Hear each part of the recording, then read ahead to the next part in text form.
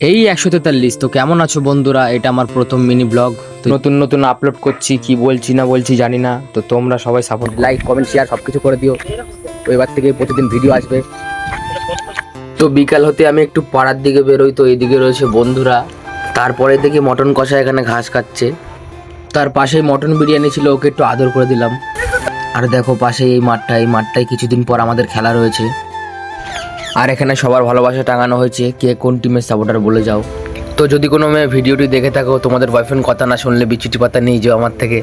আর পাশেই দুটো ঘোড়া ঘাস খাচ্ছিল, ভাবলাম তোমাদেরকেও দেখাই। তো বন্ধুরা, বাড়ি আসার পথে আমি একটি ফোন কুড়িয়ে পেয়েছিলাম। এটা কি ফোন আমি বুঝে পাচ্ছি না। তো আবার কি এসএমএস করছে, মনে হয় গার্লফ্রেন্ড, যাই হোক। তো আমি আমার নিজের বাড়িতে এমন ভাব নিলাম মনে হচ্ছে শ্বশুর বাড়ি এসেছি। তো এমনিতেও আগের দিন জামাই ষষ্ঠী গেছে, কিন্তু কোনো নিমন্ত্রণ পাইনি। যাই হোক, চিপস খেয়ে কাজ চালাই এখন। তো বন্ধুরা, শুনেছি হাতে প্রজাপতি বসলে নাকি বিয়ের লক্ষণ।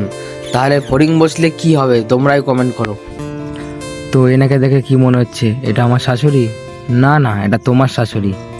তো তারপরে আমি বাজারে যাওয়ার জন্য বাইরে বেরোই, ফট করে ভয় পেয়ে যাই। পরে দেখি এটা আমার এক্স। তো বাজারে এসেই দেখি গেট পড়েছে, তো দাঁড়িয়ে থাকলাম একটু। আর এইটা আমার গার্লফ্রেন্ডের বাড়ি থেকে দিয়েছে। সরি, মজা করলাম। সেমন কপাল হয়নি যে গার্লফ্রেন্ডের বাইর থেকে দেবে। তো যাই হোক, থালায় মা ডিম দিয়ে দিল, তার সাথে টিকটিকির ডিমও দিয়ে দিল একটা। তারপর টিকটিকির ডিমটা একটু দেখে নাও তোমরা। তো তারপরে আমি তোমার শাশুড়িকে একটু খাইয়ে দিলাম। তো মজা করে শাশুড়ি বলছি এটা আমার মা, তো মাও আমাকে একটু খাইয়ে দিল। তারপরে সব শেষে আমি নিজে বিরিয়ানি খেতে খেতে ব্লগটা এখানে এন্ড করলাম। সবাই ভালো থেকো, সুস্থ থেকো, টাটা।